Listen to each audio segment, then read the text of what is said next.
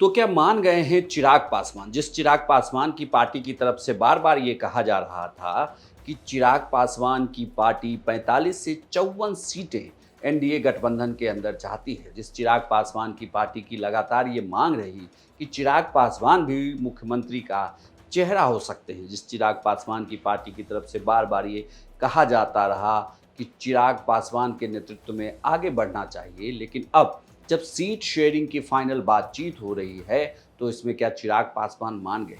दिल्ली में धर्मेंद्र प्रधान, विनोद तावरे और चिराग पासवान के बीच मुलाकात हुई। ये कहा जा रहा था कि चिराग पासवान नाराज चल रहे थे। चिराग पासवान की नाराजगी इस बात से थी कि चिराग पासवान की पार्टी की तरफ से 45 से 54 सीटों की डिमांड की गई थी। लेकिन मुश्किल ये कि इतनी सीटें एनडीए के कोटे से चिराग पासवान की पार्टी को दिया नहीं जा सकता, क्योंकि जेडीयू ने पहले ही कह दिया था कि जेडीयू बिहार में अभी भी बड़े भाई की भूमिका में होगी और उसकी सीटें बीजेपी के बराबर होंगी या एक सीट ज़्यादा होगी। इसीलिए ये कहा जा रहा है कि अगर 100-100 सीटों पर दोनों पार्टियां चुनाव लड़ रही है, तो बची हुई सीटों में से 3 पार्टी में सीटें बांटी जाएं तो किसके हिस्से भला कितने सीटें आएंगी, और यहीं पर बात फंस गई।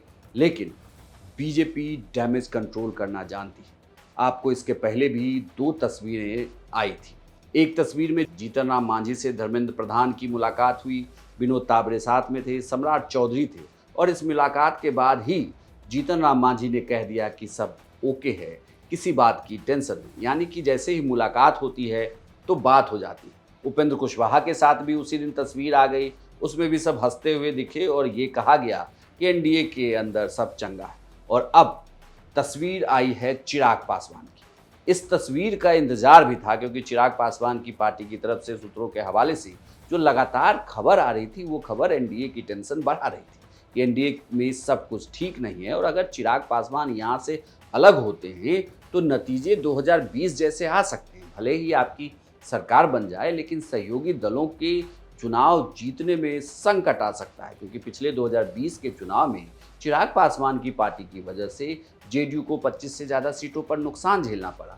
अब यही डर लगातार एनडीए को सता रहा है। सूत्रों की माने तो ये कहा गया था जेडीयू की तरफ से भी कि चिराग पासवान किसी भी हालत में छिटकने नहीं चाहिए, यानी कि चिराग पासवान बाहर ना निकलें। और साथ ही ये भी कहा गया था कि चिराग पासवान से डील बीजेपी करेगी। सहयोगी पार्टी जो भी एनडीए में है, उसके साथ डील बीजेपी को करनी है। जेडीयू और बीजेपी अपनी सीटों को लेकर डील करेंगे।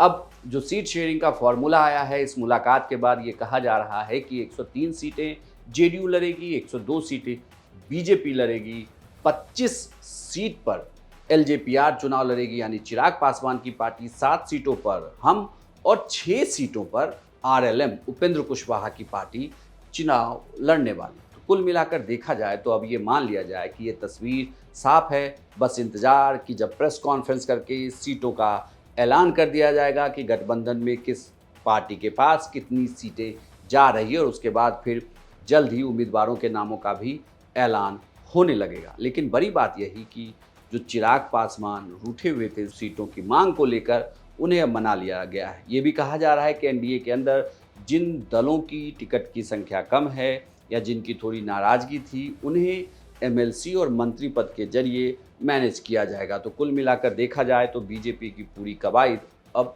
सफल होती दिख रही है, जब उन्होंने अपने तमाम सहयोगियों को साधने की कोशिश करके उन्हें अपने साथ रखा हुआ है। क्योंकि चिराग पासवान का अपना एक वोट बैंक है, 5 से 6% वोट चिराग पासवान की पार्टी के साथ लगातार इंटैक्ट रहा है। और लोकसभा चुनाव में जिस तरह से 100% स्ट्राइक रेट के साथ 5 लोकसभा की सीटें जीती, तो उसके बाद ये कहा जा रहा था कि चिराग पासवान का फैक्टर इस चुनाव में एनडीए के लिए बहुत महत्वपूर्ण है। इसलिए एनडीए भी नहीं चाहती कि चिराग पासवान उनसे छिटके, और तभी ये पूरी कवायद की गई है और अब उन्हें मना भी लिया गया है। आपको क्या लगता है कि चिराग पासवान 25 सीट पर मान गए हैं? क्या है आपकी राय? हमें कमेंट बॉक्स में लिखकर जरूर बताएं, और बिहार की तमाम खबरों के लिए आप देखते रहिए सिर्फ बिहार तक।